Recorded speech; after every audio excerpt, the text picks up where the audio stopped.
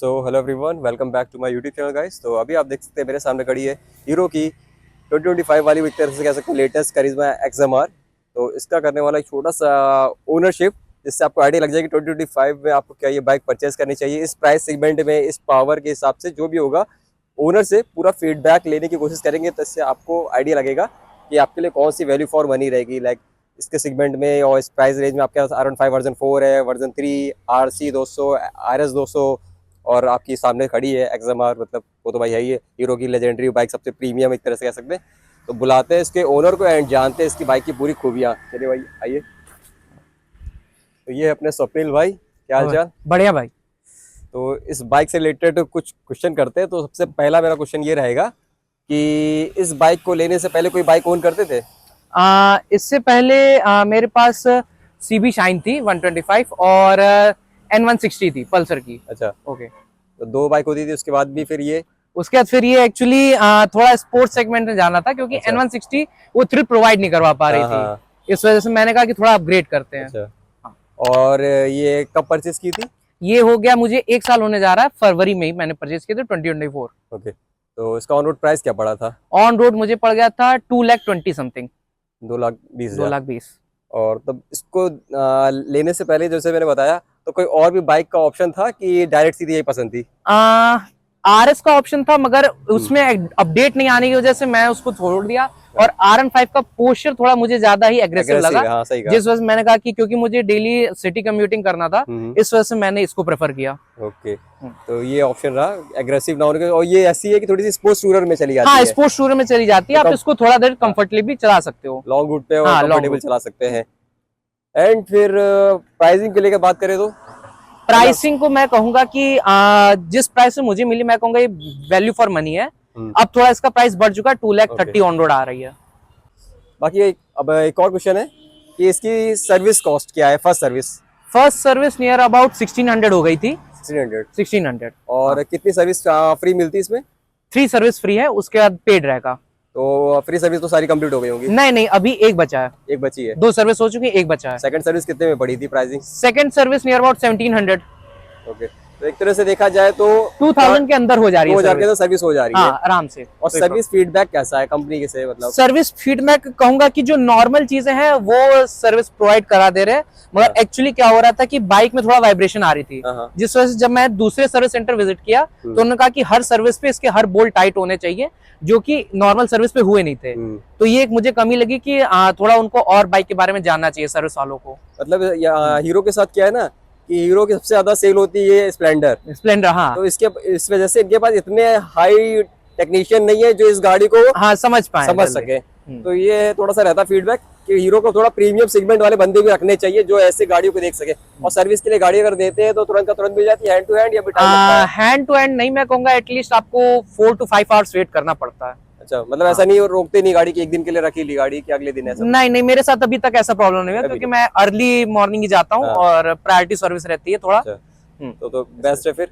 तो सर्विस एक तरह से ठीक ठाक है बाकी? हाँ, ठीक ठाक है, बस उनको थोड़ी नॉलेज और होनी चाहिए, मैं कहूंगा इस गाड़ी के हिसाब से। बाकी फेयरिंग है तो फेयरिंग में अब थोड़ी बहुत वाइब्रेशन तो रहती ही रहती है। हाँ, वो तो है, क्योंकि वो तो भाई रहेगा ही रहेगा। बाकी ब्रेकिंग को लेकर कैसी परफॉर्मेंस है इसकी? ब्रेकिंग मैं कहूंगा भैया मिड है, ना बहुत ज्यादा एग्रेसिव है, ना बहुत ज्यादा कम है। मैं कहूंगा हल्का सा और होना चाहिए था, मगर ठीक है एक्चुअली सिटी यूज के लिए। तो ये टायर्स की वजह से ऐसा लगता है या फिर बस ब्रेकिंग का ही? टायर्स में कहूंगा नॉन रेडियल दिए हैं, जिस वजह से थोड़ा सा फील होता है कि हाँ, अगर रेडियल टायर होते तो और अच्छा आता है इसमें। कॉर्नरिंग भी फिर और बेस्ट होती है। हाँ, वो ग्रिप थोड़ा सा कम लगता है इसमें। ये होता। टायर कौन से इसमें वैसे आ रहे हैं कंपनी? MRF ज़ेफर आ रहे हैं इसमें, नॉन रेडियल टायर्स आ रहे हैं। ओके। तो ब्रेकिंग मतलब एक तरह से ओके है कि? हाँ, ओके है, मतलब ना बहुत अच्छी मैं कहूंगा ना खराब कहूंगा। ये गाड़ी की पावर तो अच्छी खासी इसकी। हाँ, पावर अच्छी खासी है, और कभी कभी थोड़ा जैसे इमरजेंसी सिचुएशन में कस के ब्रेक लगाना पड़ता है, जो कि थोड़ा सा पैनिक रहता है। बाकी सीटिंग पोजीशन आपकी कैसी है राइडर की? सीटिंग पोजीशन मैं कहूंगा अच्छी है। मैं आपको बैठ के दिखा दे रहा हूँ। मेरा हाइट एक्चुअली 5'7" समथिंग है, तो मेरा पैर हाफ आता है। आप देख सकते हैं 5'7" हाइट है अपने स्वप्निल भाई की, एंड इनके पैर देख सकते हैं हाफ आ जा रहे हैं।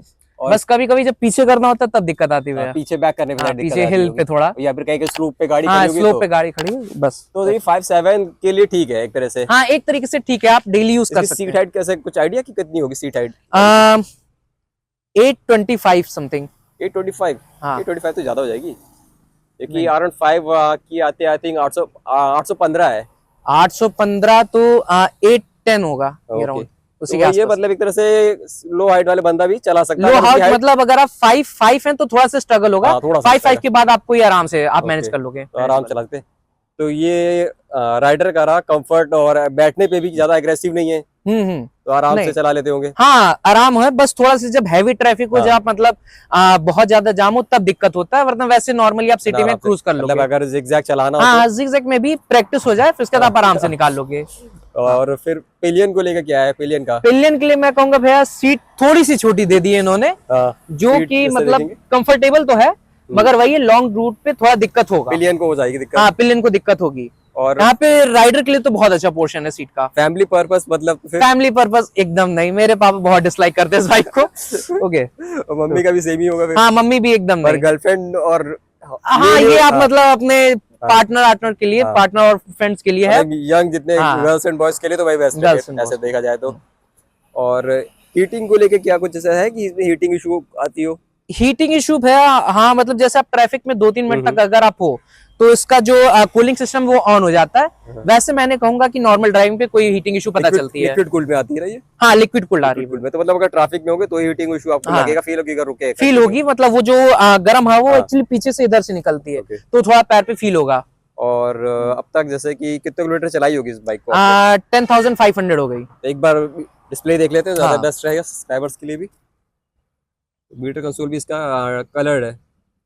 10,000 कुछ हो चुकी है आराम से, ये देखिए यहाँ पर आपको दिख जाएगा पूरा। तो इतने किलोमीटर चली है तो 10,000 10,000 एंड 10,000 किलोमीटर का अच्छा खासा एक्सपीरियंस आपने तो ले लिया होगा। लॉन्ग राइड्स भी कुछ की होगी? Long rides about 100 to 150 kilometres. ज्यादा मतलब लॉन्ग राइड का शौक नहीं? ज्यादा लॉन्ग राइड अभी नहीं, करने का प्लान है, करने का प्लान है, क्योंकि ये स्पोर्ट्स टूरर में तो आराम से आप कंफर्टेबल कर हाँ सकते हैं। कंफर्टेबल होता है, अगर आप 1 आवर का ब्रेक लेके करते हैं टूरिंग तो इससे बहुत आराम से कर लेंगे आप। तो मतलब अगर एक स्ट्रेच पे अगर चलाई होगी गाड़ी तो 100 किलोमीटर तो आराम से चलाई है। हाँ 100 किलोमीटर आराम से। हीटिंग इशू का ऐसा कुछ आइडिया नहीं, कुछ भी नहीं पता? नहीं वैसा कोई प्रॉब्लम नहीं आई थी। तो ये तो भाई इसकी परफॉर्मेंस की बात हुई, और पावर तो अच्छी खासी मिली जाती होगी। अगर इसको और किसी बाइक से कंपेयर करें, लाइक RC 200 या कौन सी आती है आपकी RS 200 या R15 की वर्जन 4, क्योंकि प्राइस में देखा जाए दोनों की थोड़ी बस 10 से 15 हज़ार का डिफरेंस आता है। तो यही से आरसी तो मैं कहूंगा भैया वो थोड़ी उसका पोस्चर भी एग्रेसिव है, और वो महंगी, मतलब एटलीस्ट वो 235 के अबव जाती है। हाँ और ये मेरे को उसके अंडर मिल गई थी। RS में कोई अपग्रेड आ नहीं रहा था, और जो अपग्रेड आया वो भी मुझे पसंद नहीं है, तो इस वजह से मैं इसी को प्रेफर करता, चाहे अभी या बाद में हो। और अगर R15 पे जाएंगे तो वो तो एग्रेसिव हो जाएगा। R15 का मुझे पोस्चर नहीं आया, वैसे बाइक वो भी बहुत अच्छी है, बस मुझे उसका पोस्चर और सर्विस में कहूंगा कि बाद में आफ्टर जब फ्री खत्म होता है तब उसका सर्विस वो बढ़ जाता कॉस्ट। तो ये एक तरह से आपके लिए कंफर्टेबल भी मिल रही है और रीजनेबल भी है प्राइस में, वैल्यू फॉर मनी हो जाएगी। पावर भी आपको ज्यादा मिल रही है एज कम्पेयर टू R15 या और भी जो उनसे, तो सबसे ज्यादा बेस्ट रहेगी। अदर कोई डिटेल अगर आप शेयर करना चाहे इस गाड़ी से रिलेटेड? जैसे मैं कहूंगा भैया इसका बैटरी का इशू आया था शुरुआत में।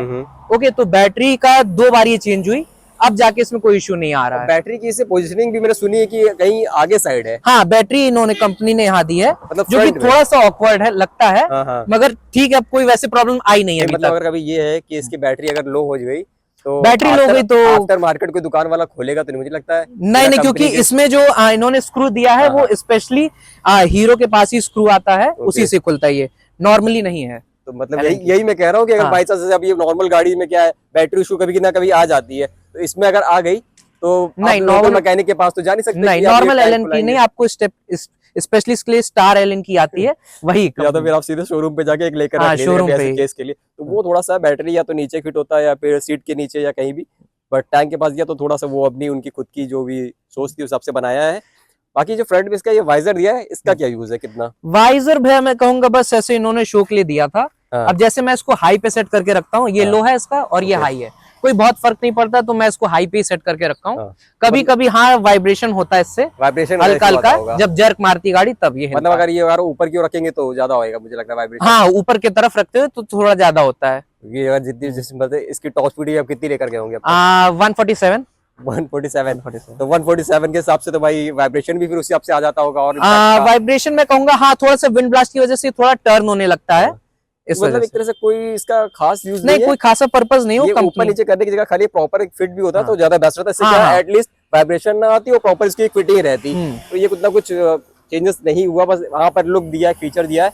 लाइटिंग को लेके कैसा है इसका? लाइटिंग में कहूंगा भैया मुझे अच्छी लगी, कोई वैसे अभी तक इशू आई नहीं है मुझे। लाइटिंग का थ्रो मतलब एक नंबर है। लाइटिंग का थ्रो मैं कहूंगा कि इसका जो स्क्रीन है, TFT डिस्प्ले है, वो मुझे अच्छा नहीं लगा। LCD डिस्प्ले जो है इसका बहुत ही थोड़ा सिंपल है, कलरफुल पर थोड़ा सिंपल सा लगता है। और धूप में दिखता भी नहीं प्रॉपर्ली, विजिबिलिटी बहुत कम हो जाती है। बाकी लाइट का थ्रो तो देख सकते हैं इसमें आई थिंक 2 प्रोजेक्टर है ना। 2 प्रोजेक्टर भी जाते और लाइटिंग रात में लाइटिंग आराम से कोई दिक्कत नहीं है। तो लाइटिंग को लेके भाई कोई दिक्कत नहीं। आई थिंक उसकी लाइट भी मुझे कुछ ऐसी है कि नाइट के हिसाब से ऑटोमेटिक एडजस्ट करती है, ऐसा शायद से सुना था मैंने। नहीं, वो एक्चुअली इसका है, मीटर कंसोल का है। हाँ, मीटर कंसोल का ये ऑटो अपना डे और नाइट का ये सेंसर है इसमें, जो कि अपने आप सेट कर लेता है, automatic he automatic on off कर लेता है वो। बाकी तो पूरा फुल्ली हैजार्ड के साथ आ रही है, टच सिग्नल्स भी एलईडी मिल जा रहे हैं इसमें सारे। तो ओवरऑल बाइक देख सकते हैं एंड इसके जितने भी आपको फीडबैक्स या भी जो भी चीजें थी जानने को वो सारी मिल चुकी हैं। अदर तो ऐसा कुछ है नहीं। बाकी इसके पार्ट्स की क्या प्राइसिंग लगती होगी कुछ? इसकी पार्ट्स की भैया अगर मैं कहूँ तो अवेलेबिलिटी अभी बहुत कम आ रही है। मेरा एक्चुअली राइट वाला ये पार्ट गायब हो गया था, जो कि अभी तक मिला नहीं मुझे कंपनी से। कंपनी वाले कह रहे कि अभी ऑन गोइंग है और अभी तक नहीं आया। टाइम लग गया होगा अब तक? नियर अबाउट 3 मंथ्स के ऊपर हो चुका है और अभी तक कुछ पता नहीं है कि आखिर ये आएगा भी या नहीं। अच्छा, और प्राइसिंग की मुझे फिर कैसी प्राइसिंग क्या है? प्राइसिंग नॉर्मली आपका जैसे थोड़ा सा जो नॉर्मल होता है 200-300 इसी के आसपास। प्राइसिंग मतलब तरह से ठीक है, ज्यादा प्रीमियम भी नहीं रहेगा आपके लिए, बट पार्ट जल्दी अवेलेबल नहीं हो पा रहे हैं। हाँ, पार्ट्स आपके अवेलेबल नहीं हो पा रहे हैं, ये रहेगा। देखिए तो भाई आपके पास ऑप्शन है, सिंपल सा है।